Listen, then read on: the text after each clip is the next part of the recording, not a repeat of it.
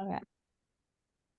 Hello, everyone, and welcome to our Friday call. It is so good to be here. Excited to see all the new people and excited to hear all the updates from Miss Anita and Patty. So over to you, Miss Anita.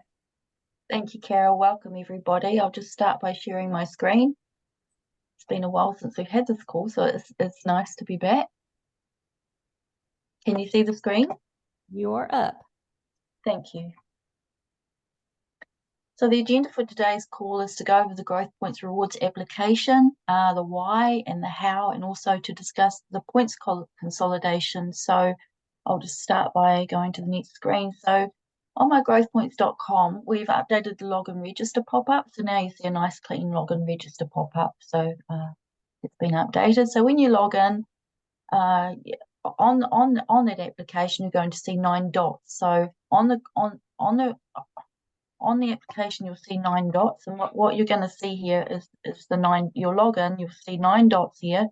So what happens is on the 9 dots, you will be able to access all of the Frega applications, and currently the 9 dots are situated on the main hamburger menu.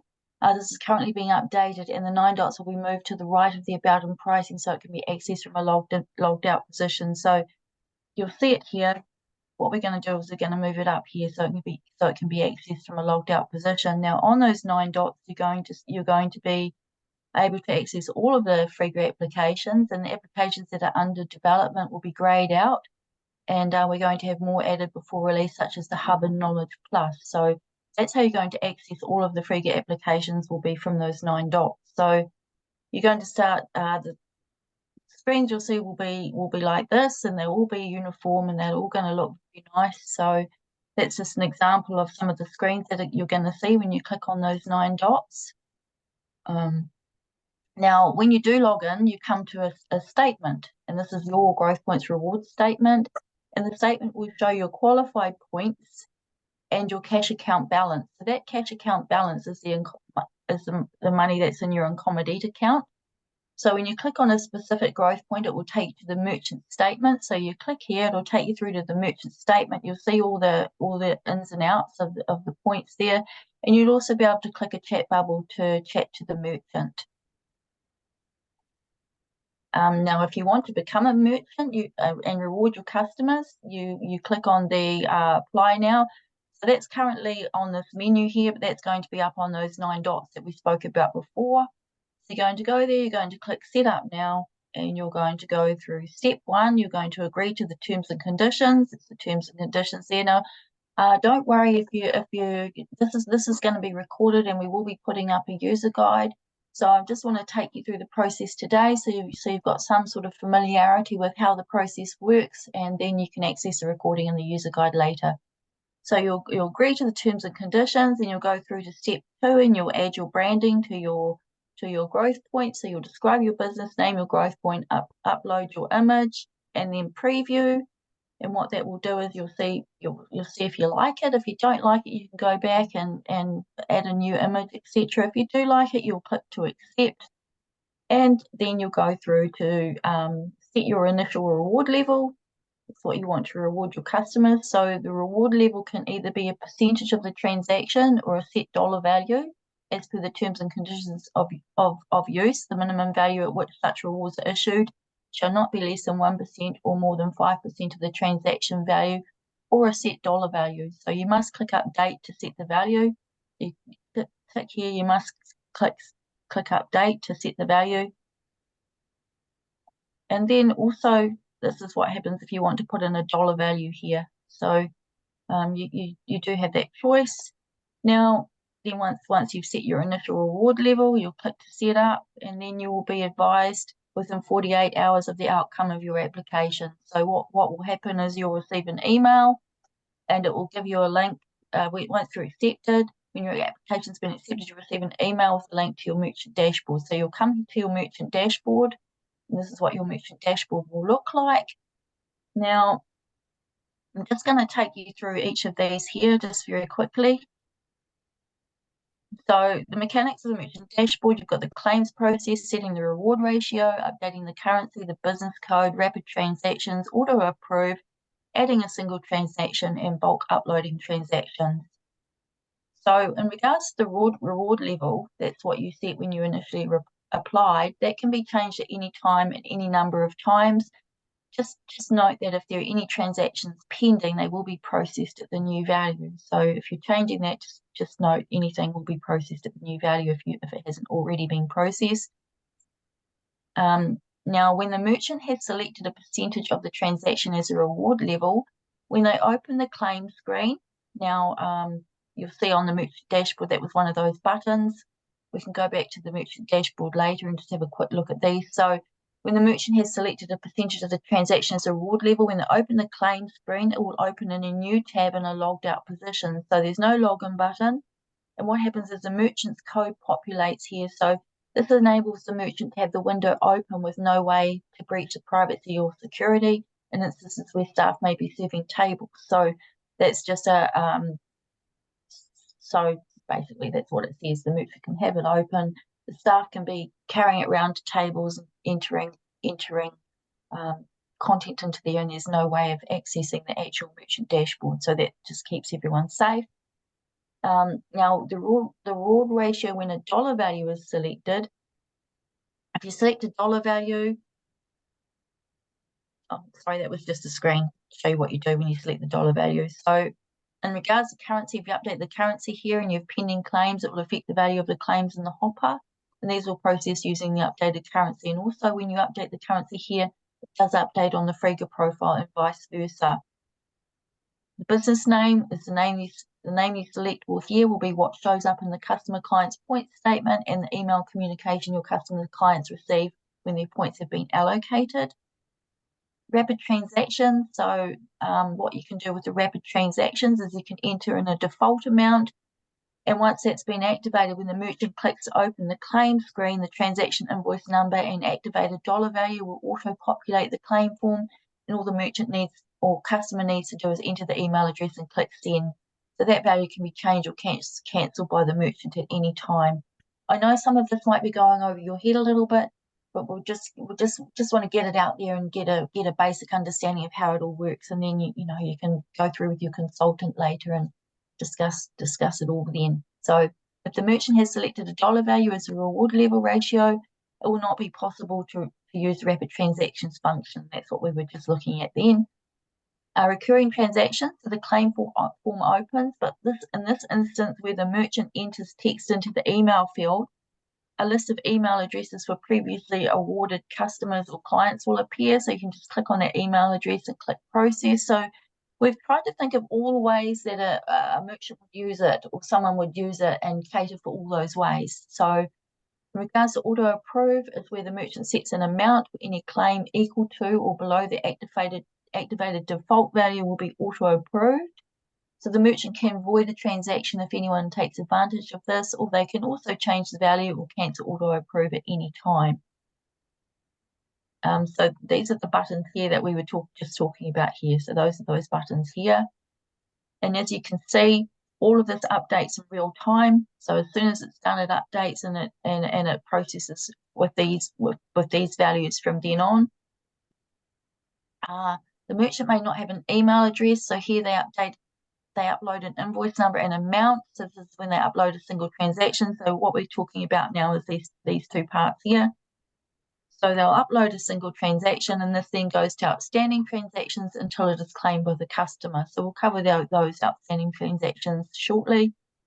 Bulk upload. So in regards to the bulk upload format, we're adding an email field here. So what the merchant will do is they'll upload a CSV file with invoice numbers, amounts regarding transactions, and email addresses. So this will auto-populate the content into the pending transactions where the merchant can click to approve the transactions individually or in bulk. So it's just another way to upload those transactions.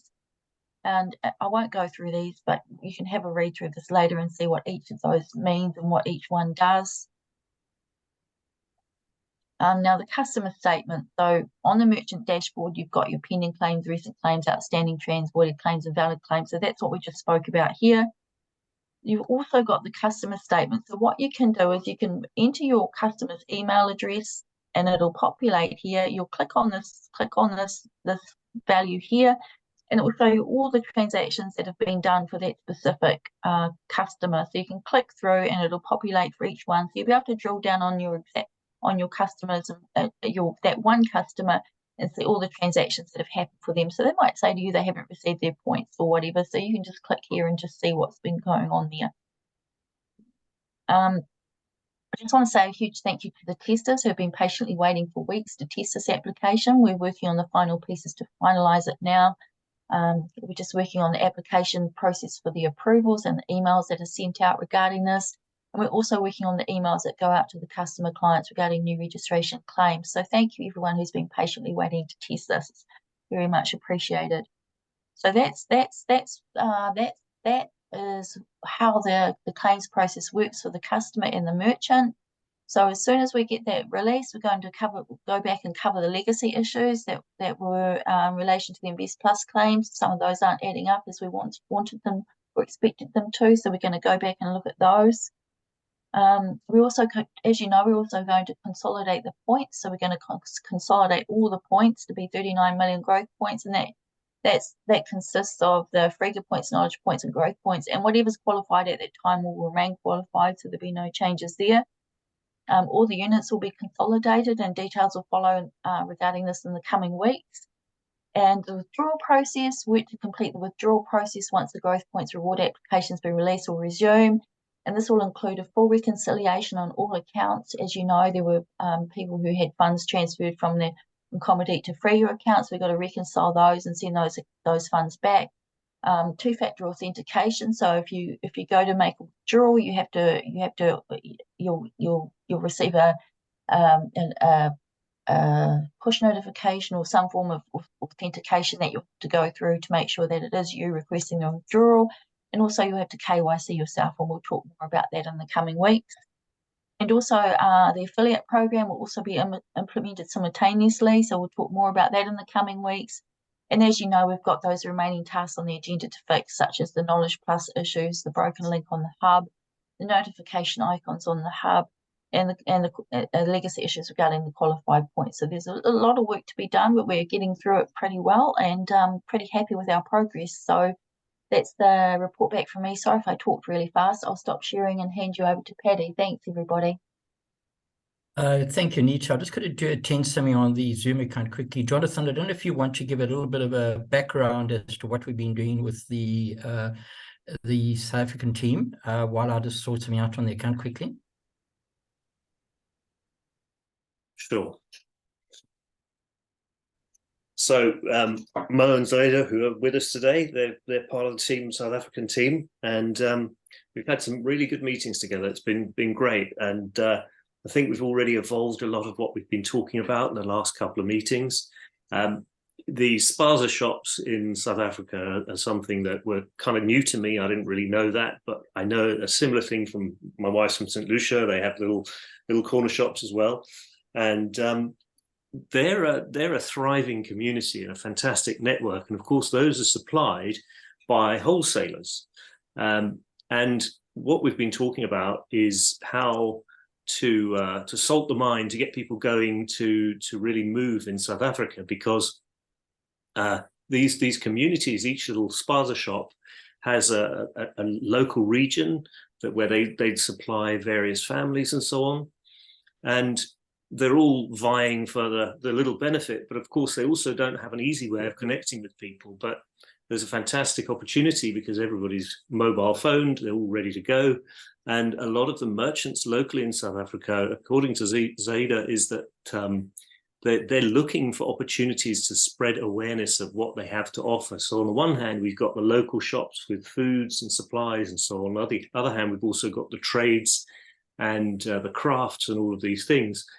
And the blend is going to come together beautifully because we can supply them with the growth points. The growth points will spread like wildfire through that community.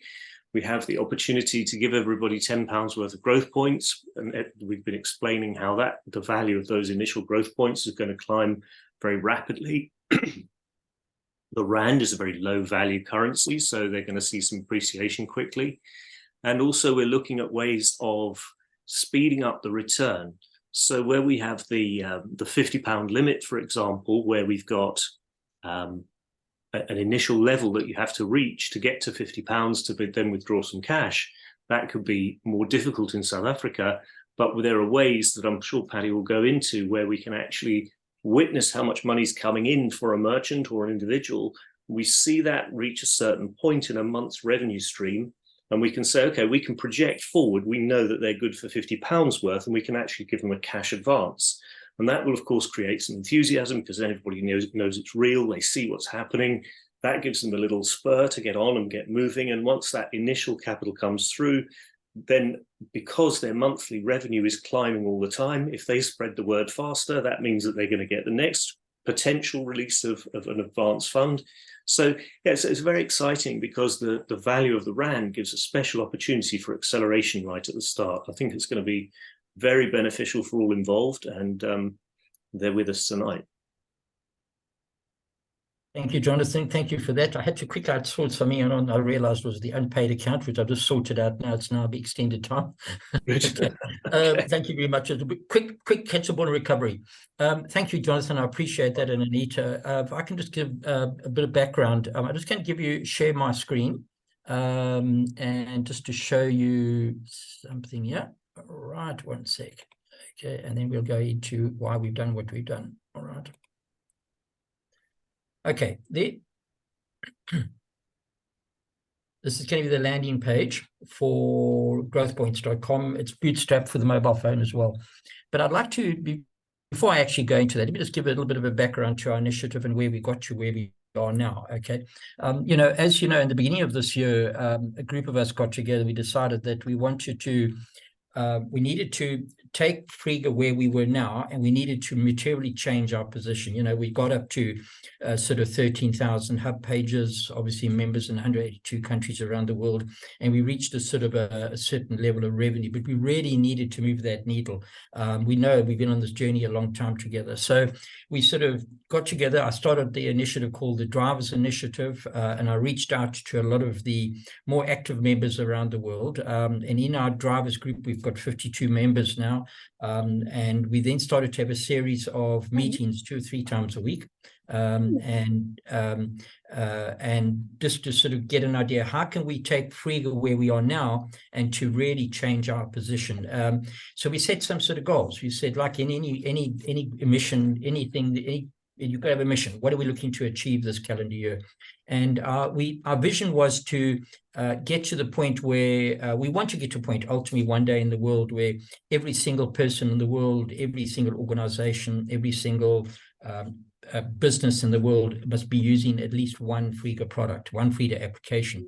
And just keep in mind that when you because of a common registration API, as soon as somebody is using one application, by extrapolation, you can access all of them. So what we're saying is we want to get to a point where everybody in the world is using Frega. All right, so that's the vision. All right, and like Elon Musk, his vision was to sort of have interplanetary travel. And he said, well, how am I going to have interplanetary travel?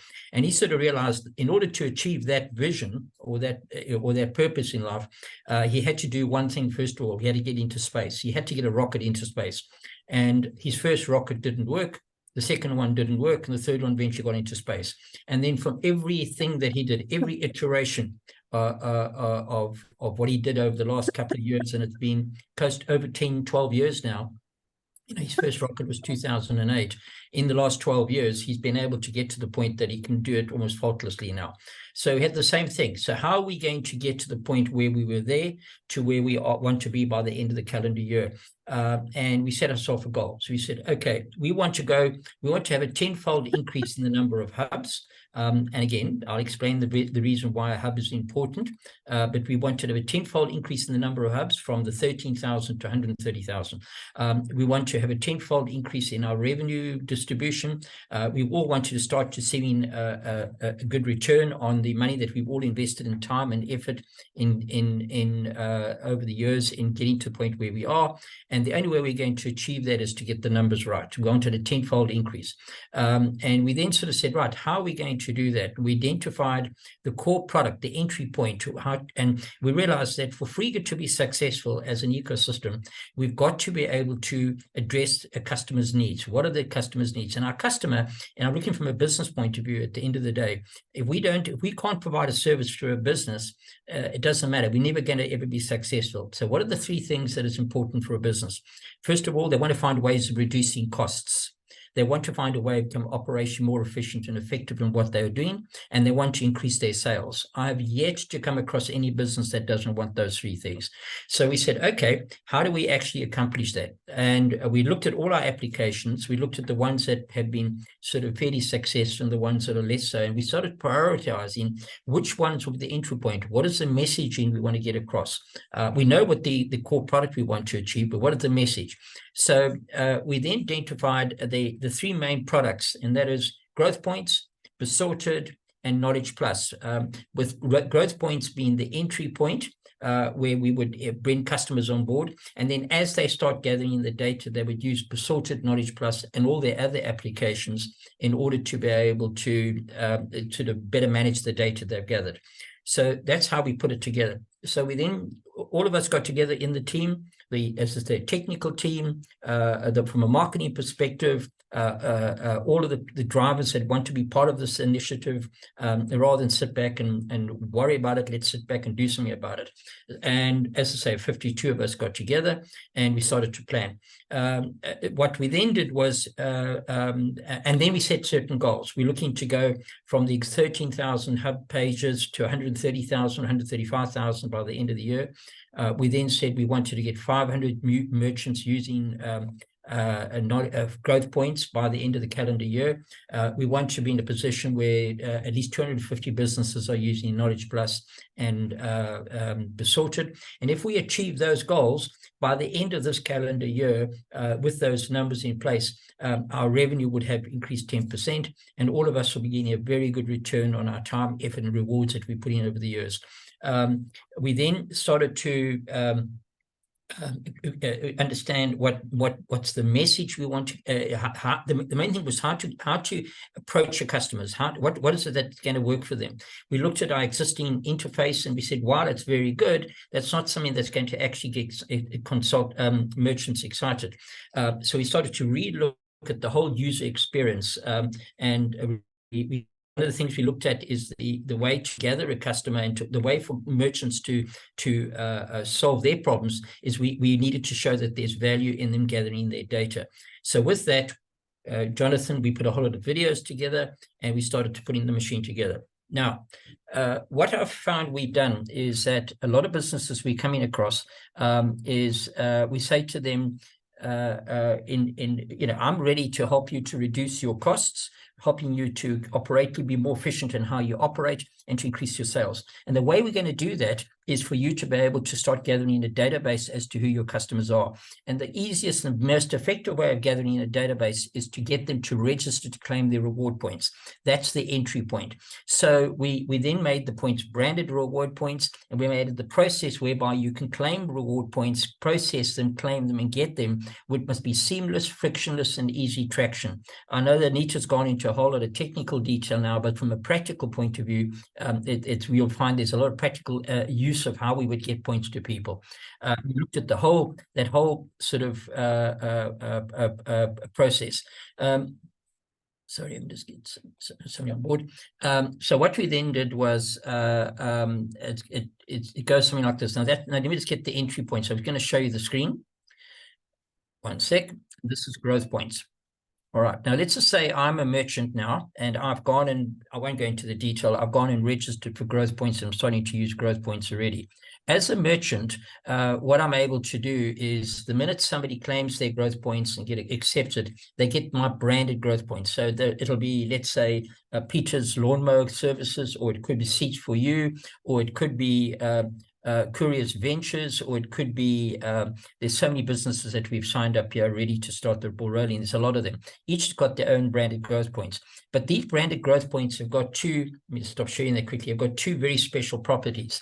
When I go and claim those growth points and I get them, those points will have the logo of the merchant, so I can see where it is. But those points earn for the merchant, earn for the customer an increase in cash dividend, and they appreciate in value. Now, the reason why they get an increase in cash dividend is the rate at which the points, I'm going into a technical now, the rate at which the points have been issued per day is a arithmetic distribution of points to the distribution pool. And that's going to be at a rate of 130 a day. No more than 130 a day are entering the pool of points that are going to share the dividend. But the pool of money that those points are able to share is increasing at a geometric rate, because we then looked at all of our applications from Knowledge Plus, Designer, Weblet, Hubs, all of the application, foreign exchange transactions, and the actual growth points themselves, and Knowledge Plus, and more applications to be added. And we take a percentage of every single one of those applications in all the currencies of the world that an increasing number of people are using, and we put that into an underpin fund, which is shared with point holders. So you have a scenario where the point numbers are increasing at an arithmetic rate every day, but the pool of money that is shared with those point holders that is growing at a geometric rate, at a faster rate, because there's more contributing parties bringing those points on board, bringing that underpin on board. So it follows that if I go and get points from Peter and I log on to my account and I see my points, those points are going to give me an increase in cash dividend every day. And because the dividend is increasing every day, the underlying value of the point is more valuable, because the points demand the right to receive a dividend. So if you own a point, for example, and that point constitutes a percentage of the points in circulation, and the pool of money is increasing in value, in amount every day, those points will earn you maybe a penny today, 1.1 penny tomorrow. Let's give me a represent, for example, 1.2 pennies the next day, 1.3 pennies the next day. If it pays you more money every day, it follows that the points become more valuable. And the more valuable they are, the more, the redemption value increases. And that's what really is happening. Then so we've set that in place, that whole motion in place. What we've also gone and done is to consolidate all our points to be, the growth points and Frega points and Knowledge Plus points into one type of point. Again, not going into the technical details too much, but there is a defined number of points that are released in circulation. Now, as a person that received points, this is what will happen. So, and by the way, what then also happens is that if I, as a merchant, and there's those 100 points, 130 points changing hands every day, if the customer is receiving points, the merchant is also going to get a matching number of points, and then there's a whole affiliate program around that. Again, not going into too much detail at this stage, but it's working. So if I log into my Frega, my growth points account, this is what's going to happen. Okay. Now ignore these numbers at the moment. This is all dummy data at the moment, but it will be the real McCoy. What will happen is 99.999% of the people around the world, in fact, 99.9999 recurring percentage of people around the world that are going to be part of the Frega ecosystem are going to come in because of these growth points. Okay, it will either be what's happening, for example, in Northumberland, where we've got the 5 Prosecco bars, there's gin bars, there's the 5 in-house mini golf places. We've got a man's hairdressing salon here in Woking. We've got a shoo bar again in Guildford, and a couple of restaurants. And then we've got the South African team. We've got a whole lot of businesses in South Africa. And of course, I know, with us as the Drivers Initiative, we've got hairdressers in America. We've got all the other business in your neck of the woods, Robert and Peter, and I know Debs, and all of us have got a whole lot of businesses that are about to come on board. And what you're going to find is going to happen is that as people start registering for their different points, if I've got everybody, by the way, gets some growth points because they register the ecosystem. But what will start happening is all these different types of growth points, branded growth points, will start appearing in that person's wallet. Now, we'll end up eventually with tens. For every merchant, there's one growth point. So we're going to end up potentially, thousands of growth points. But what will appear in your statement will be only those points that you have as a merchant, as a customer, have received. So if you support LV, you're going to get her points. If you go technical support, you're going to get their points. So what's going to appear in the wallet? Well, all the points that you have that you've gone and claimed from a merchant. Now, if you clicked on that points, as I say, there and then, you can see if I'm the customer now, I will see that on the different days I've got a certain number of points. Again, the points is based as on what the transaction value was. So if I did a transaction with somebody, and incidentally, while we've got pounds here, it will be whatever currency you're using. If in South Africa, it'll be ZA rands, and in US dollars, and the same in New Zealand, etc. Okay, so whatever currency you're using will appear there. Now, if I actually no, I'm not sure anyway. So now, if I'm with the merchant now, okay, and if I want to talk to my merchant, I can click on that. There's Anita. I'll call with Anita. Anita is my my consultant happens. But let's say this is a reward points issued by Anita. I, as a customer, can click here and actually talk to my my merchant. As you know, you can expand that. Okay, move around the screen. It's also on the mobile phone.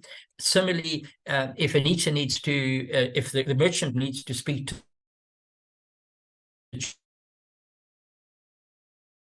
so now, and I've got a list of all the customers I've ever issued growth points to. I'll be able to go, yeah, ignore the data. I know it's not strictly speaking with public GPR, excuse me, but for this, but we're all friends here. So I'll just hide that quickly. So let's just say I want to talk to my Vivian, who's a client of mine. I'm going to be able to open up a chat box and obviously chat to Vivian as well. So as a merchant, I now have in front of me not just a database of all the customers that I've ever issued growth points to. I've also got the ability to communicate, engage, and interact with them. I also have the ability to see when last I did business with them, how much business I've done. So we've achieved the first goal, and that is by getting somebody to register to claim their points, and then wanting to claim more points because they keep on increasing in value. By getting people to claim their points, you now build up a database as to who your customers are. From your database as to who your customers are, you can see when last they came into business with you, how often they've done business with you, etc. And what you're then able to do with this gathering data is go to a library of applications. So again, as we say, these are all being unhooked as we go along. So now as a merchant, I've gone now and I could be, let's say, like this Northumberland business, for example, the Prosecco bar. They've got a bar there. They're going to be able to see all the customers that's done business with them based on the number of times they've claimed their reward points.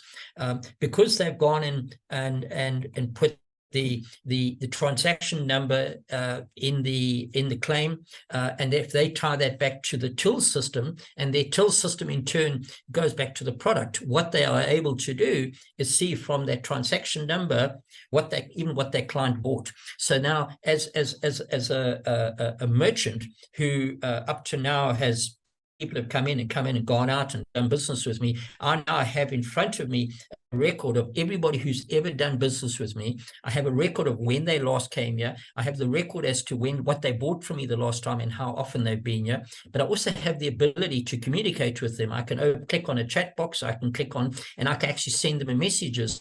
Now, most reward system, for example, if you've got the flyby points in New Zealand, okay, and you've got your flyby points, you don't have the ability to actually go with with your flyby points, click on it and go and chat to the merchant. You don't have the ability, the merchant doesn't have the ability to communicate with you directly in that way. And so there's a lot of a lot of advances. And also those flyby points, once you gather them at the end of the year, they don't increase in value. They don't pay you an increase in cash dividend. So it's not all that exciting, but we've gone and made it exciting. So what's going to happen is that if you take the businesses, for example, in Northumberland, they have predominantly students that come through their establishments. They have about 20,000 customers a month, mainly young students over the age of 18, the university students that frequent their bars and their golf places. So over a period of 4 to 5 months, some of them are repeat and some of them are unique, but over a period, they estimate that they have probably about 100,000 customers that generally goes through their places in the course of a year, 100,000 unique people. But up until now, they have never been able to build up a database as to who they are. Yes, they come in, they book a ticket, they buy something, they walk away, but they don't know who they are. So the problem we are solving for them is that from one logged in position, and out of all their establishments, obviously we'll tie them all back, they're going to be able to build up a database as to every time somebody comes into their establishment and plays a game of golf or buys something, they can start seeing who's buying gin, who's buying beer, who's buying craft beer, when last did that person come here. So they had some very, very valuable data, and they're really excited about it. Okay, so we're talking about 100,000 unique people. They're going to be part of the Frega ecosystem because of that. That's 100,000 hubs just alone from that customer. But more importantly, from a transactional point of view, we're talking transactional revenues that is going to be hitting in the region of about 15 to 25,000 pounds a month. Okay, so just from that client alone. All right, so we're talking, 300,000 pounds a year in terms of revenues, transactional revenue coming from that client. But what it's gone and will give us, because we're solving their problem, and their problem is, 1% of the value of their transaction. They would subscribe to various services. They'll use Knowledge Plus, for example, to obviously gather information, but sorted to actively manage their data, and they can use all those their tools to run campaigns, run specials. We've gone and solved their problem, and it's a major problem, and they're really excited about it. Now, if we take it on a further level, there's a business here that cuts hair. He's got 11 barbers that cut hair. He has around about 3,500 to 4,000 customers a month that go through his barber place. Okay, some that come back every sort of 6 weeks and once a month. So he's potentially got about 6,000 customers that frequent his place. But he's never up until now been able to build up a database as to who they are. So the way they're going to do it is with their branded growth points. As the customer has had their haircut, or as the customer is leading, the barber will say, "Thank you much for your support. Let me reward you." Click, type in the email address, transaction number, value, submit. Right there and then, it comes up on that person's phone. Please accept those points. The minute they accept it, they've now got a database as to who that customer is, and they can see when they come back again and again by the common email address. That individual walking away would then get an email to say, your points. Click on it, and they'll go to a statement called mygrowthpoints.com, and there they can see the points. The points will increase in value. So while they may well have spent £12 and they've been given reward points maybe to the value of 50 pence when they walked out the door, because those points are increasing in value, because the underlying dividend is increasing, after a couple of weeks, that those points that were ostensibly worth 50 pence are now worth £2 or £3. Okay, there's certain rules we then put in place as to how you can redeem them, etc. But what we believe is going to happen is, because the dividends being paid on those points is going to increase from a small base to very, very quickly, there's a very good chance that a lot of these customers will be less inclined to want to redeem these points. You can redeem them you can redeem them with the merchant itself, but it's probably not going to be in the interest to redeem them too soon, because the dividends that's coming through are going to be very, very big, and that dividend goes into the cash account. And once you've got £50 or more, you can draw it out as soon as you reach £50 or more, and that's purely because of the logistics and the cost of doing the transfers. It's not worthwhile doing less than that. But as a customer, they've gone and cut hair and they've gone away, but they now are able to also communicate with the merchant, with the barber. Now, one of the features you'll notice, and just to give you an idea where it's going, is if you look here, one of the tabs we've got here is a booking system, okay, which synchronizes into a calendar. Once we've got that operational, what's going to happen is the customer is, I as a merchant can send a message, a one-to-many message to, let's say, a category of people that haven't been there for the last 4 to 5 weeks. Let's say I can identify them into a subgroup. I use Besorted for that. I've got a subgroup of them. I can send a button out and say, listen, by the way, if you have your haircut on a Thursday or on a Friday, rather than on the busy, or let's say, or midweek, as opposed to having it done on weekends at different times, then I'll give you to slightly cheaper, or let to redeem some of your points towards the cost of the haircut. But they're able to sort of send that message out there and then they're going to have the ability, when they get the message, to click on it and go and make appointment and synchronize an appointment with that barber. So they could not only have they got the points, but they could start a schedule time to go and see that barber, get reminders, etc. An online booking system as well. But the first thing you need to do is create a relationship with you. Okay.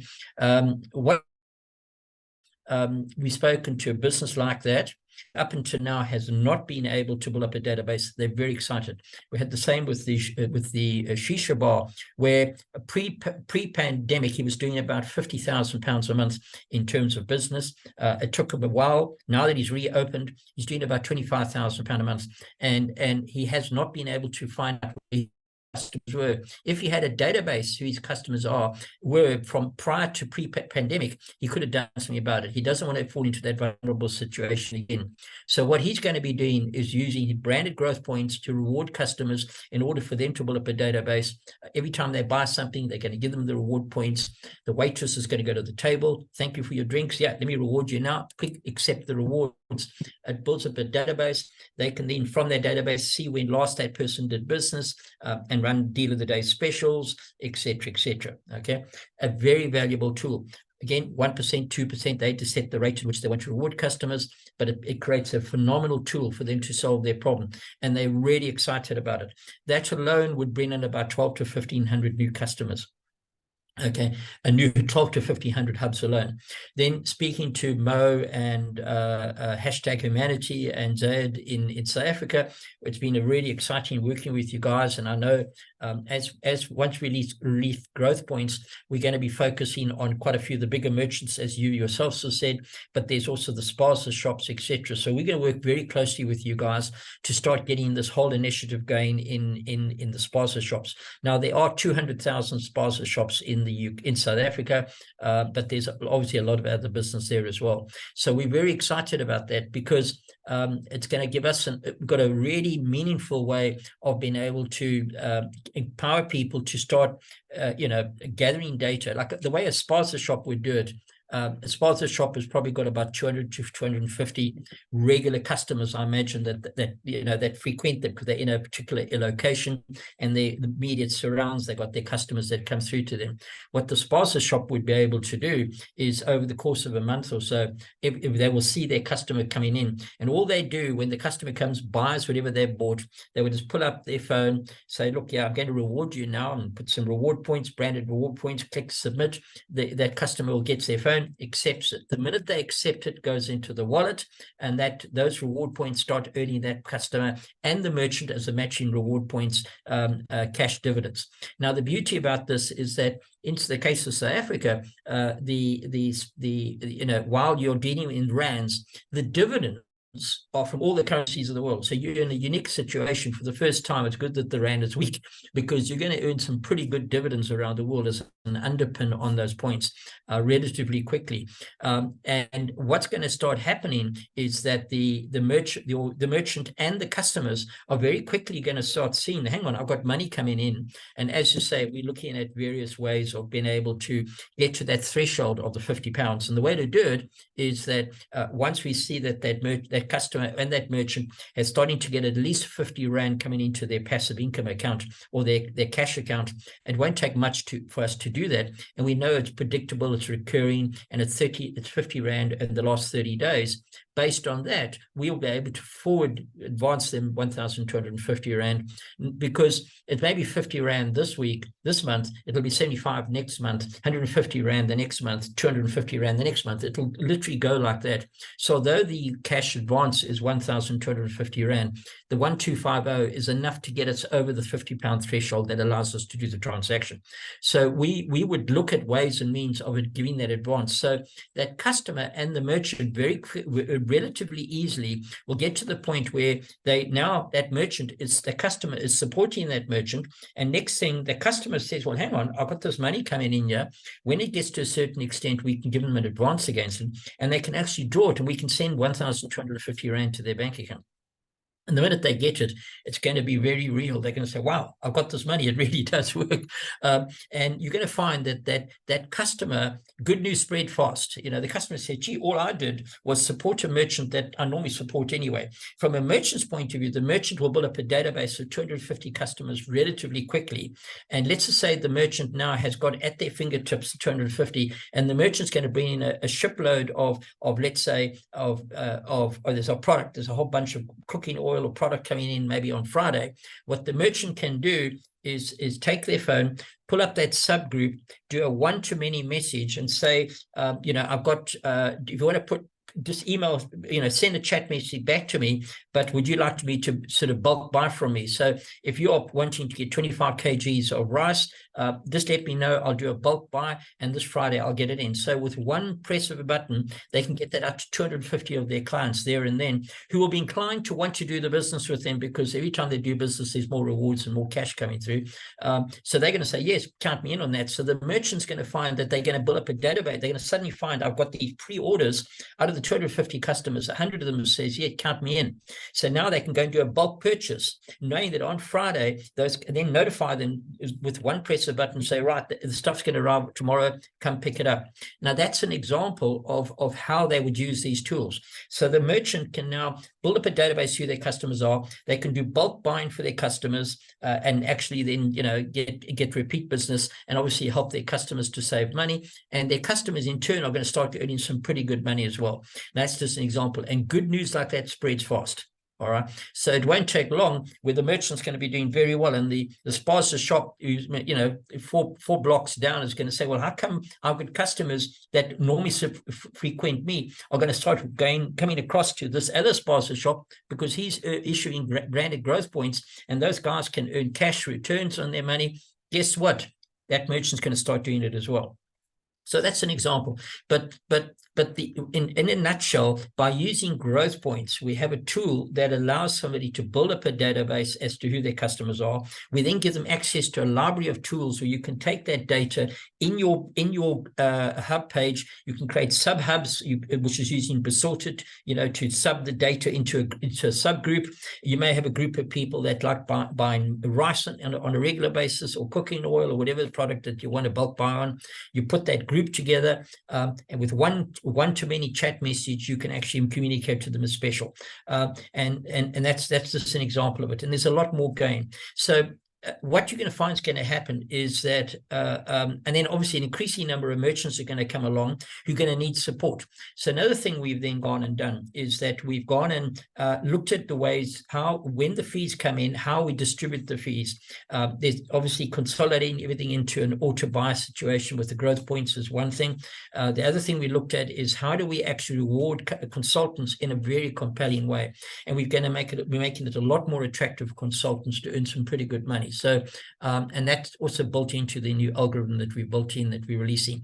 So what you're going to find is consultants are going to be very, very well rewarded, financially rewarded, can draw the money out, KYC, get the money into their account. And their role of the consultant is to help the merchant to optimize the use of these tools. So these tools that I've shown you now, you know, obviously it's like riding a bicycle. Once you know how to do it, it's easy. But the consultant's role is to help those customers, the new merchants. And I know, speaking to you guys in South Africa, the way you guys are going to do it, you've got your runners that are going to go out there and get the business, and then you've got your consultants that are going to be the ones that do the implementation of it. So it's a case of training yourselves to be able to do that, and then obviously the guys going out there and the runners knocking on doors. And of course, because of the affiliate program that we've got, by somebody registering the merchant to start using it, we've created a whole affiliate program around that, which is exciting. That rewards them in a really financial compelling way, where they'll start earning points that also earn dividends, and those dividends gives them cash advances and gives them cash returns as well. So it's going to become a very profitable opportunity for somebody to go and register new businesses and sign them up. It's simply going to be a very profitable opportunity for consultants to help those businesses. So a consultant would probably work with one or two runners, and a runner goes out and gets the businesses and hand over the technical side while they go and open up more customers. And there's a whole initiative around that. And that's another area of focus that we've spent a lot of time and effort on. So being able to present a compelling product that gives a very good reason why people should use this. Is a good place to start. And we've been very successful in doing that. So when we started to get the messaging right and we started to knock on doors, they just want to know, what problem can you solve for me? We're going to allow you to reduce costs, become operationally more efficient, increase sales. And the way you do it is to go and get your customer database in place, and then provide you the tools to access that database, make sense of it, and increase your sales. And because you've got the data, you're more responsive and proactive in your communication. And because you're more efficient and effective and responsive, you find you're able to be better in your time management. So we're solving your problem. Another thing that happens is that the way we've done it, a percentage of whatever you're paying for your services, whether it's the percentage of your growth points, if you're subscribing to the various applications, £37.50 a month or £37.50 a month will give you Consulted, Knowledge Plus, and as many widgets as you want. Once you start doing that, a percentage of that subscription, recurring subscription revenue is being auto used to buy for you more growth points, auto used to go and buy software points. And what you're going to find is going to happen is that the merchant, the money that the merchant's paying is going to be very, very low relative to its return, but the cost is actually a diminishing cost, because the £37.50 a month or £37.50 a month or $37.50 a month you're paying if you're using the full Monty, and the 1% of the value of the transactions tends to be a arithmetic linear sort of number. But because you're getting 30% of that has been reinvested into the software and into the points that's coming back to you, that's increasing in value and paying you increasing dividends. What the merchants are going to start discovering is that this monthly fee they're paying is offset. You pay, let's say, £37.50 or £37.50. You get dividends coming in, which means the shortfall between the £37.50 and the dividends you're coming in is now your shortfall is 35, then it's 32, then it's 31, 29, 28, and you find it's a diminishing cost to the point that it becomes a profit center. So over a period of time, you're not really paying. You're paying out of the dividends, out of the profits for these services. So it's a software as a service company where the costs are not only limited, but they're diminishing costs to the point that you as a merchant are now being paid profitably in order to run your business more efficiently and effectively and to increase your sales. It's a win-win situation. Okay, and that's what we accomplish. And once we get to that point, and we've looked at the algorithm of how we do it to achieve that outcome. We've designed it specifically to get that outcome, where the consultants get good money. The customers are going to want to go and find businesses that have got branded points. And by the way, as soon as that customer starts getting branded growth points and they start seeing they've got the others, we encourage the customer to then go and speak to their spaza shop, another shop that they do business with, the hairdresser and the plumber, and says, look, I want to do business with you, but I want you to have branded points as well. So the customers are going to be the ones getting getting more merchants on board as well. And of course, that creates its own knock-on effect, spiral knock-on effect. And there's a lot more. So what we've done is we found a simple way of getting people to want to use our services. You are going to find that we've even upgraded our email system to be able to cope at up to 2 million emails a month, to be able to handle the volume that we expect to come through. The number of hub pages is going to literally go through the roof. So yes, it's been 13,000 for a while, and there's been a lot of saying, oh, where are we going with this? Our initiative is there. We're going to increase that. That's going to be in the hundreds of thousands by December. Okay, so that's in 4 to 5 months from now. And literally every month thereafter, we're going to be registering tens of thousands of new hub pages. And every single one of those hub page, by the way, is a paying customer, because you fall into two categories. You get those that are passive and those that are active. If you're active, you tend to be more aggressive in how you use the tools. You pair up with a consultant, and the chances are you're going to use more services. And every time there's a transaction, there's more revenue. The passive ones that are not going to proactively manage their accounts, they sit back and don't profile the accounts. Guess what? We auto manage the dividend coming through. So, we even generate revenue from that. So if we are paying distributed income and those dividends are coming through on the cash account into an individual's account who's not been profiled after 30 days, what we do is we take that money that's coming through and we auto invest it for them in software, units, etc. And that has its brokerage fee and it makes us money. So every single hub page is a paying hub. It may be a penny, It may be £1. It doesn't matter what the service is, but every single hub, every single is happy.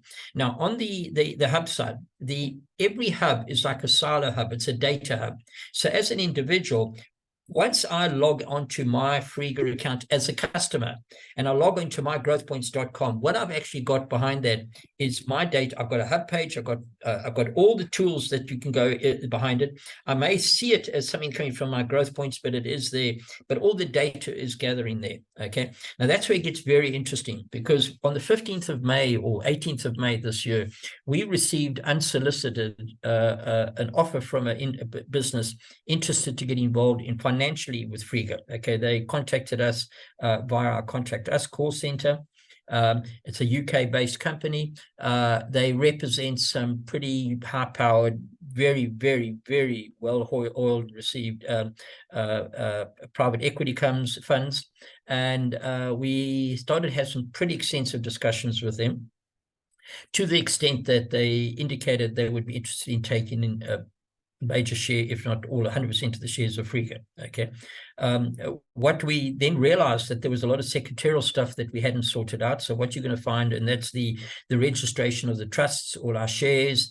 You'll notice that on the when you divide Frega up, there's 3 asset classes. There's the shares itself, and you'll see that we've actually got 3 types of shares. You've got Frega shares, you've got shares in Knowledge Plus, shares in Right Trade Exchange and Something to Trade. So we've limited to the 3 businesses.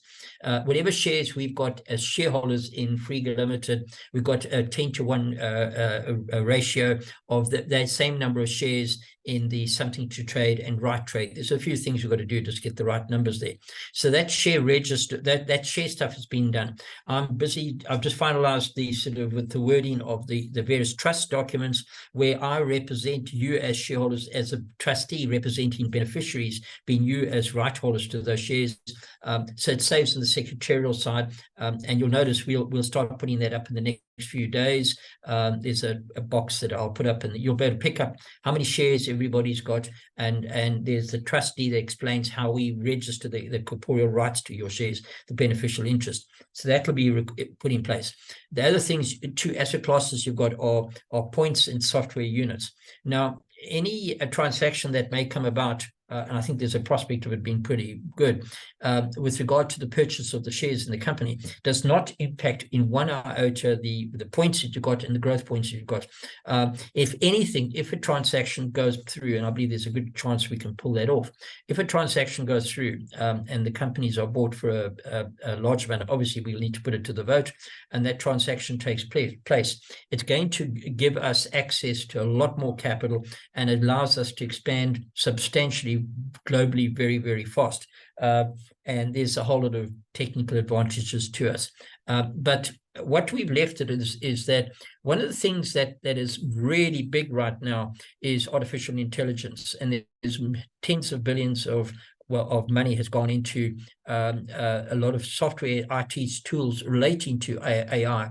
But the one advantage we've got is the adoption of AI.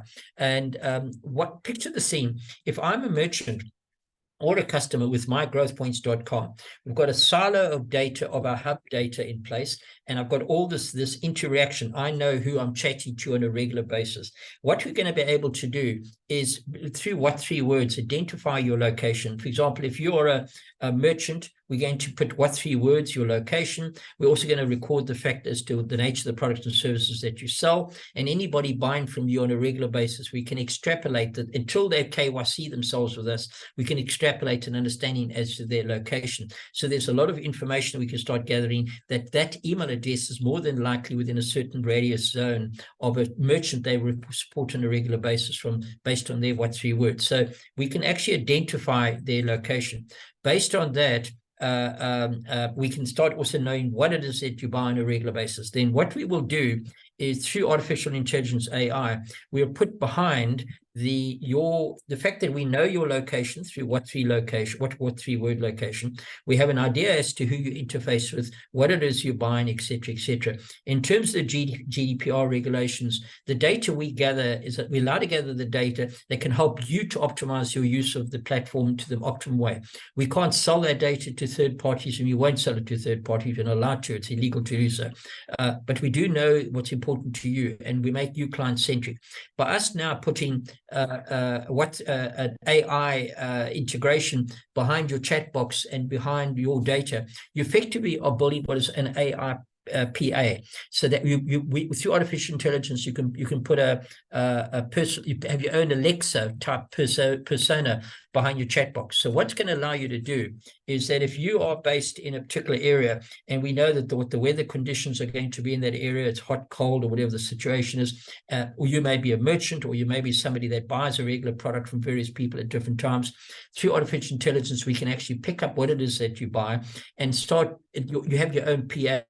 We identify a whole lot of things in the area that's important to you. As a merchant, because I'm a restaurateur and I'm maybe selling Chinese food or whatever, the AI will look at what the weather patterns are going to be in the area that over the next weekend, and make some sort of suggestions to me as to how I should sort of craft my adverts, what sort of campaigns, even reconsider my menu, and even looks at my pricing and suggests some of the marketing campaigns. So there's some really interesting tools out there. So we are able to solve one of the problems that these AI technology companies have got, and that is how are they going to get the man in the street to start adapting or adopting AI as a material part of how they do business and how they interface. We have solved that problem. So by us, every one of our hubs, as an individual, I've come into it because of growth points. I have a vested interest to look at my points regularly. I have my world revolves around the things people I do business with. We are now able to offer an AI integration behind that. Now, speaking to Dominique and the guy who's involved in the private equity placement, the way we position ourselves is that we believe the opportunity is that if we, by successfully executing our strategy of this rollout per our drivers initiative, driving into South Africa, driving into America, Canada, through all up in the drivers initiative, we're going to get our numbers up to the tens of thousands of hub boxes every week, eventually every day. It's going to happen. When that starts happening, every single one of those hub opportunities, whether they are passive or not passive, is going to be opportunity to put AI integration behind it. Okay. Now we are presenting ourselves in that way to Dominique and the team. And that means what we want to do is create an alluring situation where we are not they would present ourselves to those various funds, and whoever is able to do the deal with us is going to have an opportunity to solve one of the biggest problems of AI, and that's adoption of the man in the street. So we actually are solving the problem, but that's going to run its natural course. So I'm just letting you know there's more happening here at Situation. So we're looking at our day-to-day practical side of rollout. We started the year with taking stock of where we are. We want to know from where we are now to where we're going to be by the end of the year. We had to change the way we actually presented ourselves, get the messaging right. You know, you heard it all before, but I've said to you now, and we're going to get it right. So by the end of the year, you're going to see the numbers increasing dramatically. And that's going to translate into an unbelievable number of cash flow to us in terms of points, units, and as shareholders in the company. So our execution will be good. So it's up to us now to execute the plan. So by the end of this calendar year, we will have achieved everything we set out to achieve in the beginning of the year. And thank you for the team for putting it all together. So that's what we've been doing. Okay. I've got a very good feeling about the numbers. Once that momentum starts, the affiliate program kicks in, and I know it's working with Zaid and the hashtag team and Mohammed, for example, in South Africa. I know you guys are going to do so well there. You're going to be very, very well rewarded, and you're going to enjoy it thoroughly. We're going to do the same in Australia, Debs, with your team, in New Zealand, and obviously Carol and Vivian in the UK, in Canada, in America, and then of course here in the UK. And we're going to start seeing the numbers. Yeah, so that's where we're at. Jonathan, I don't know if I missed anything out, or Anita, and then I can answer any questions from anybody. Jonathan, We from your haven't done side? a tour de force, Paddy. I don't know if you need to add any more. It's very thorough. Okay. Anita, do you think I've missed anything out? No, I think we're good, Paddy. Okay, withdrawals are next. Withdrawals are very important. Now, the question's been asked, why do we have to KYC ourselves? Under a normal situation, if it's a one-off transaction, you don't have to worry. But as soon as you enter into an ongoing financial relationship with somebody, there is a legal obligation for us to know who that person is, and they have to be KYC'd. So that's the reason why we have to do it. And we'll be using Yoti to do it. The data we gather is purely for us to identify who they are. It will only be used for that purpose. It's not going to be sold to third parties, etc. So we use companies like Yoti who are specialists in that area because they're the most cost-effective way of doing it. But that's why we KYC. Hubs are important because every hub is an opportunity to make money. Okay. Right. Any questions from anyone? No. Andrew, you always got something to say. Ask. Paddy, I have a question. Yes, I've Andrew. I've got actually several, but I'll ask this one. Yeah. In regards to KYC, now I have asked you this before. We're not going to be using agents for those that are unbanked. So how can we help the unbanked?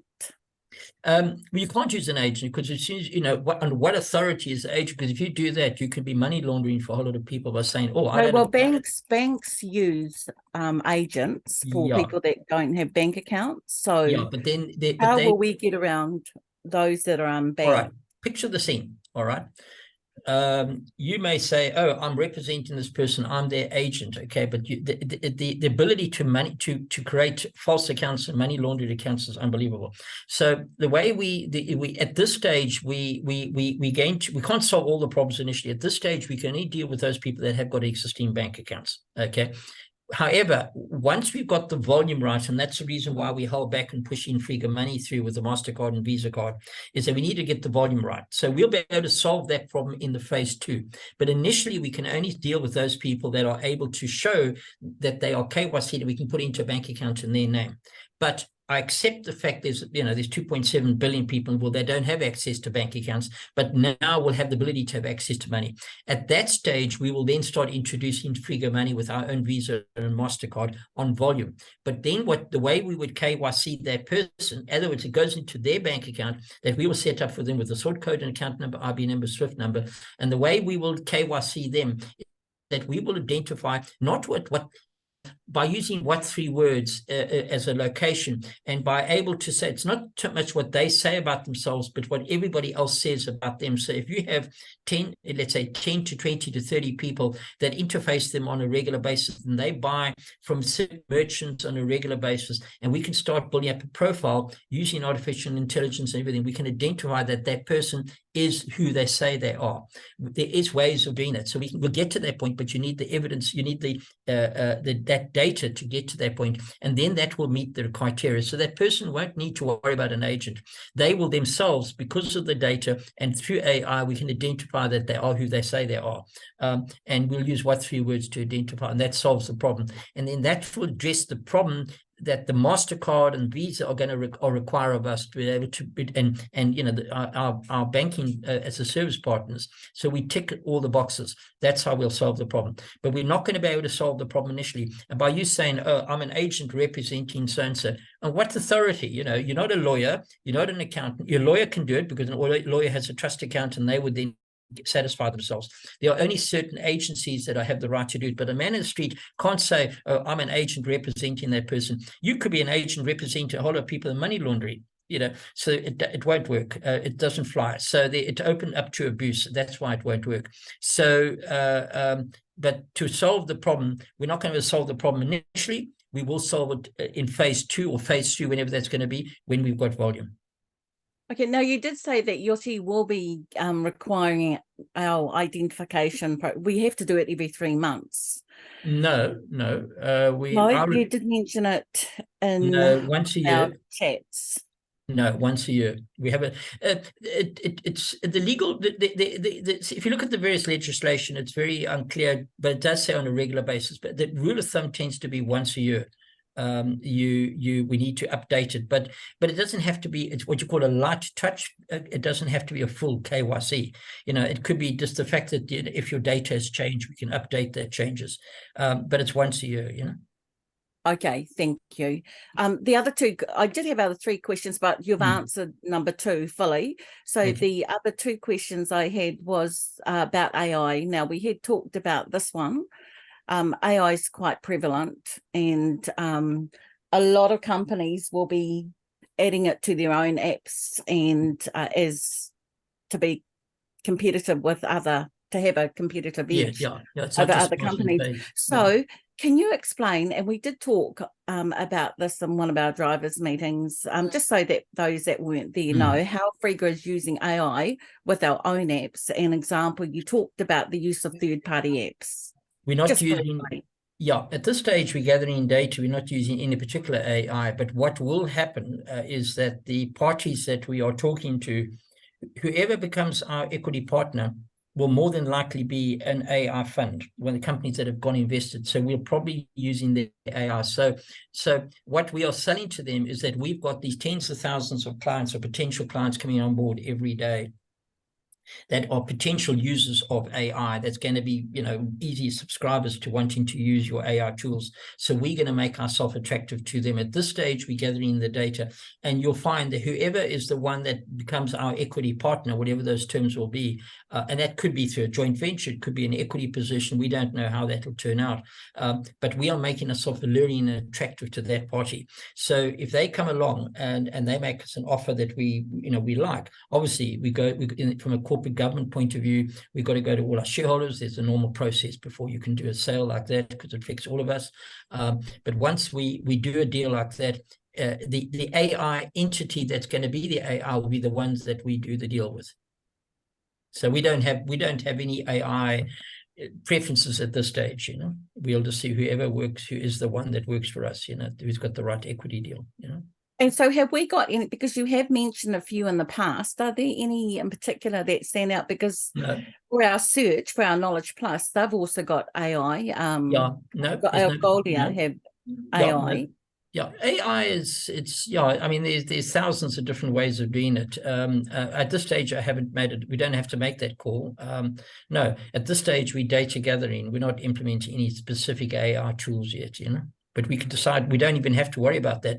The AI technology is advancing so fast, okay, and we don't have anywhere near the expertise required for it. I mean, you've got brain boxes that go back, 10 deep that sit behind tables and have worked this all out. So we don't have to invent the wheel on this one. But what they are lacking is the ability to adapt AI, to adoption of AI into a real world situation. That's where we come in. Yeah.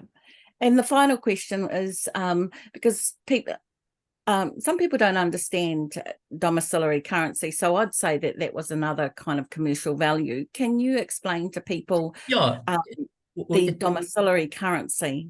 Yeah, the domicile currency means that if I'm domiciled in South Africa and my rate is, let's say, 12.5 domicile units of currency a month for a service, it may be £12.50 to use Besorted, for example, or Knowledge Plus here in the UK.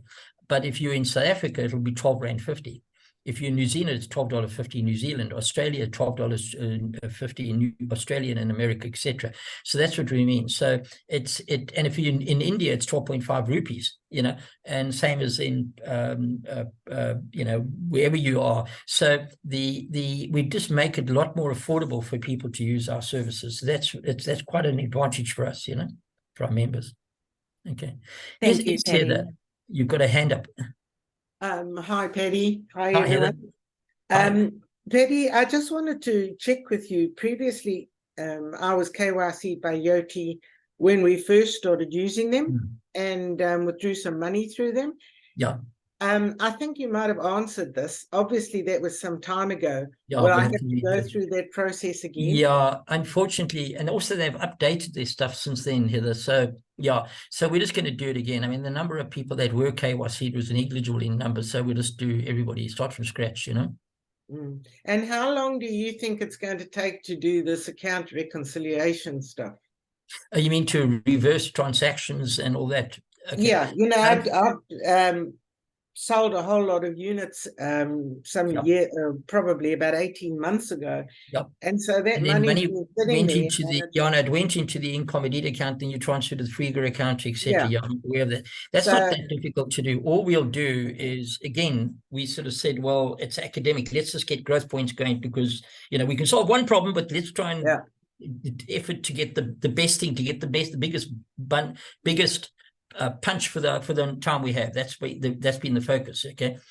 But we do need to get the ability to handle withdrawal quick now, because that's priority. Okay.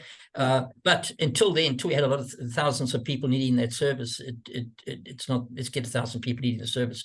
So that is going to be our next priority. While this was going on, developing all these other little tools and knocking on doors and getting out there and signing up businesses, we've been looking at the different KYC companies. And yes, we used Yoti before, and we then went and benchmarked against all the new ones that have come up, and Yoti is still the best. So we've done that exercise. So it's relatively, it's a top priority now because it's a material part of the ability for our members that are now going to start getting dividends for them. They must have the ability to draw it out into their accounts. So, you know, and there's, you know, it's not just a handful of people, it's going to be thousands of people. So it's a top priority, you know. That's the next stage. Okay. Okay. And the returns are going to be good. Any other questions? Mohammed, I don't know if you've got any questions from your side. Nope. Hi, I've listened to the whole story, Perry, and it's making a lot of sense to me. And also regarding our previous call, you have basically outlined most of the questions which I have. It's just a case now of obviously getting signed up and playing around with the software myself, you know, so I can just understand it better. Yeah, I know. We'll get that going to you next week as soon as the testing's over. Yeah. Zayda. Hi. Yeah, Hi. Paddy. First, let me tell you from the team in South Africa, we're really super excited to embark on this journey.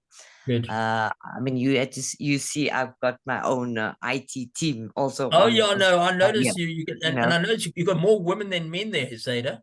Yeah, you know, I'm alone here, the population is growing. but anyway, you know, to the rest of the team, that's you know, the other participants, they you know, I'm not sure how much they know the context in South Africa, but you mentioned a very you know, relevant I would say a punchline, Paddy. You said it's a win-win situation, you know. Mohammed, myself, and the other team players, we've been playing around and, you know, surrounding whatever we've been discussing, myself, you, Jonathan, and the rest of us. We're super excited, you know. For us in South Africa, we do have the IT structures, but because of the inequality that exists, you know, because of the socio-economical situation in South Africa, this is where we are lacking severely in IT technology. And also the Frega software, you know, it awards us an opportunity that it's actually a very safe platform for us to use. So we super excited. Yeah, absolutely. I mean, we still have businesses that's using, you know, hard copies for their advertising, you know, and every month it's getting thinner and thinner. So you would have a pamphlet that's out there advertising, you know, specials and discounts and whatever. And you'd see the next month, you know, it's no more 10 pages. It's a 2-page thing. And it's quite costly. You know, things have really gone up phenomenal here. And, you know, we have also a lot of businesses, not just the spaza shops. You've really put an estimate amount of the amount of spaza shops in South Africa. South Africa is very, very big. And I think with the migration of people, we have people moving around all the time for a variety of reasons, you know. So something like this can spread into the neighboring provinces very easily, you know. And we're starting up with you guys for something that's new in South Africa in every sense of the word, you know. And I know we are definitely hitting the right answers, the right questions people are asking. No, I agree. You know, so I'm excited about, you know. yeah, for us, we're looking to connect with the rest of the world. We want to get on board to be more IT savvy. And I'm not talking about the big corporates out there, IT, the functions of the IT world is very much accessible to the very large corporations. But the man on the street that you keep talking about, Paddy, we need to bring that to the man on the street. On their phones. Yeah. Trust me, every South African, they may not have bread on their table, but everybody's got a smartphone. In fact, they got two. Yeah, 2 and 3, so it's really nice to get ahead with times. One question, do you have everything with our FICA rules in South Africa? Are you busy with that? Your FICA, we're using a Yoti, who the company we work with, they comply with the FICA rules in South Africa. All right. Yeah, so they do South Africa KYC for us too, FICA, yeah. All right, but like we had this discussion early on. You guys will just have to be a little bit more understanding, tolerant, and we got to keep strategizing because Teddy, South Africa is way behind. So that's why we, our consultants will not be able to get on merchant. Yeah, but what I also found about South Africans is a bull market planner. I tell you what, there's no safety net here, and find out how to make a rand very quickly, and that news spreads very quickly. Yeah, no, definitely. But we do have the buying power. We do have the merchants on the streets. It's something that we're really looking forward to. No, definitely. No, thanks, Zod. I really appreciate it. It's going to be an exciting opportunity to work as a team, and it's nice to get back to my roots. Sorry, Paddy. I just wanted to say that the way that you've explained this whole system to me and the functionality of it and things. If you look at it from an end user's perspective, like in relation to one side, I just said that we are in fact very behind technologically. It's quite user friendly, like this growth point system and the knowledge hub and things. It's quite much user friendly for the end user. So I think this will be a great opportunity to basically now slowly, step by step, get our guys on the street, our merchants, our spaza shops, get them onto the technological platform.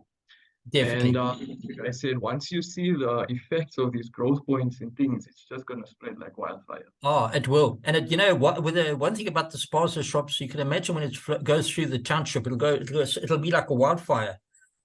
Yeah, exactly. Exactly. One person speaks to the next, and then they speak to the next, and before you know it, you've got so many hubs, Yeah. Oh, yeah. No, we will be. There's 200,000 spaza shops in South Africa, huh? Yeah. But Paddy, you must also bear in mind that South Africa, we talk about South Africans, but we have a lot of foreigners here. Oh, yes. And you know what? You're going to have guys up Africa as well that will be telling their counterparts in Africa, in Pakistan, in India.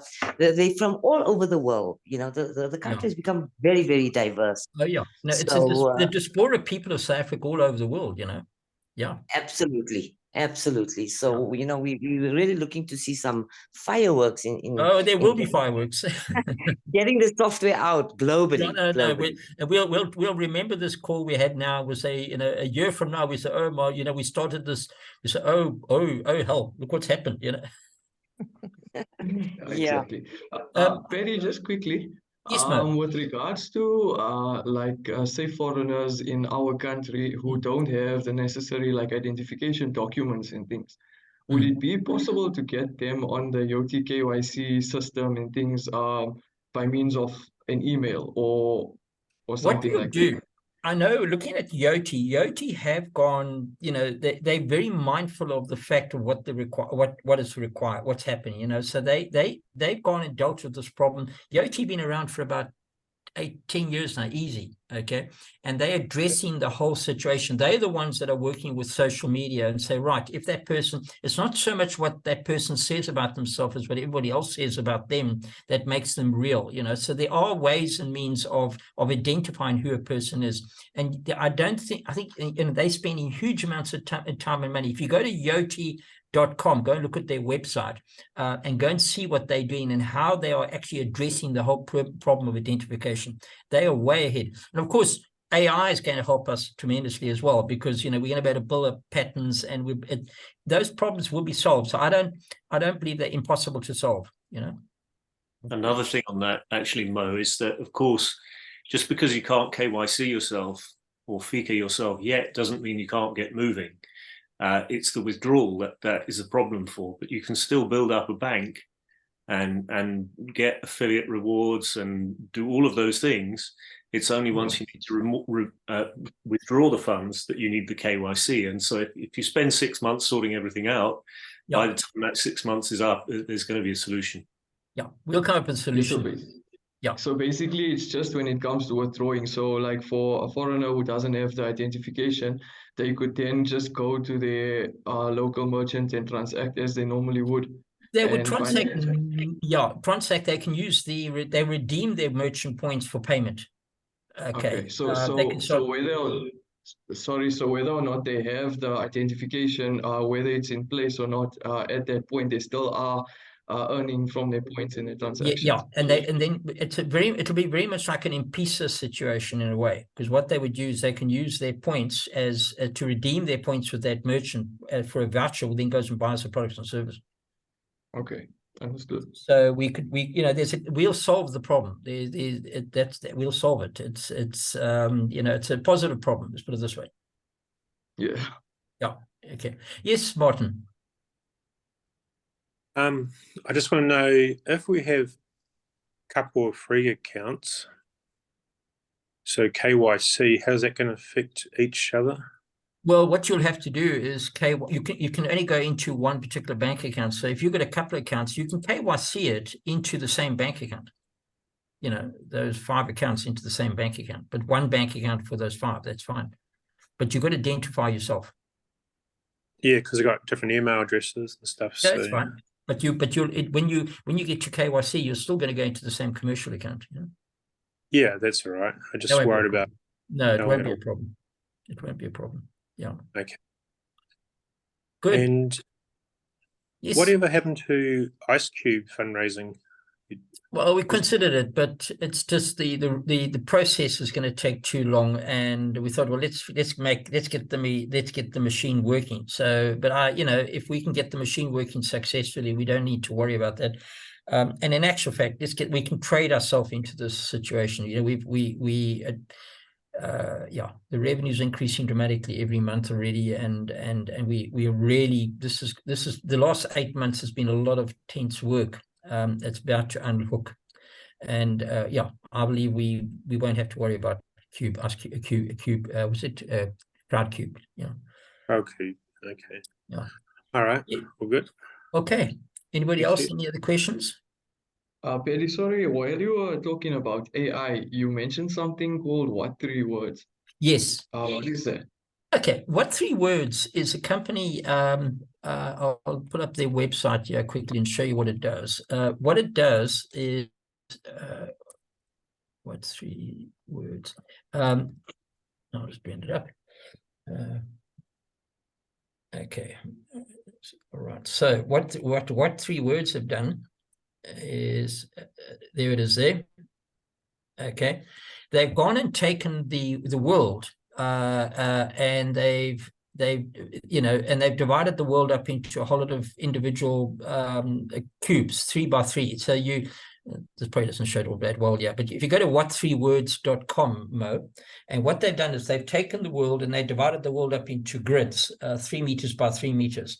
And what you'll do is there's an app that we're going to be downloading onto our phones, onto our app. So when you have a spaza shop, we'll ask the spaza shop to What 3 Word themselves. So when they set up their store and they create their branded point, one of the things we're going to be adding in is the ability that they What 3 Words. So when they do it, they take their mobile phone and stand in the store, press a button, and identifies the location of that store and puts it into our app. Okay, so we start pinpointing where they are, and we are able to now effectively GPS them anywhere in the world. Okay, so we'll be able to literally get deliveries to a 3 square meter block anywhere in the world. Okay, but and that's what 3word does. So we identify. You don't have to say what's my, imagine trying to explain to somebody how to find something in Soweto, huh? You try and find a boutique street address, but if you've got a what 3-word address, we can pinpoint you exactly where you are. Okay, but the minute somebody starts supporting that particular merchant on a regular basis, what our system will then do, it'll determine that the chances are that that particular email address that's supporting this merchant and that merchant regularly will cross-reference the what 3 words location. There's an algorithm that determines, and we can, with a fair area of certainty, confirm that that person more than likely lives in that area. And by using what 3 words, we can, and we start putting that into a KYC environment, we can start identifying that that person must exist, and we can identify their location. Okay, understood. Just one more thing. With regards to like merchants signing up and offering their products and services on the platform, right? Yes. So let's say, for example, I'm in Johannesburg and I get a purchase from Cape Town. Will I handle the courier? Like, will I handle it on my own, like as a merchant, or will that be incorporated onto? No, at this stage we haven't teamed up with a logistic company yet. So we'll just connect you. We'll be able to get you to do the transaction, and you then arrange all your deliveries. At this stage. But right. we're not sort of Amazon type scenario. We're not that. But what we are able to do, we'll start tying up, matching buyers and sellers together to do the transactions at this stage. But as we start getting more and more advanced, well, then what 3 words will come into it in terms of logistics and deliveries, Yeah. Okay. Okay. Good. There, thank you very much. There's a lot happening. It's been a very aggressive last 8 months, but we are onto something. We've been working very hard, and thank you for the team, and thank you everybody. I look forward to the next couple of weeks in the rollout, and then let's go and make a lot of money and a lot of time and get a lot of people registered. Okay. Thanks, Patty. Everyone. Thanks, everyone. Thanks, Patty. Thanks, team. Bye. Thanks, guys. Bye, Bye. Everybody, great calls. Thanks, Bye. Paddy.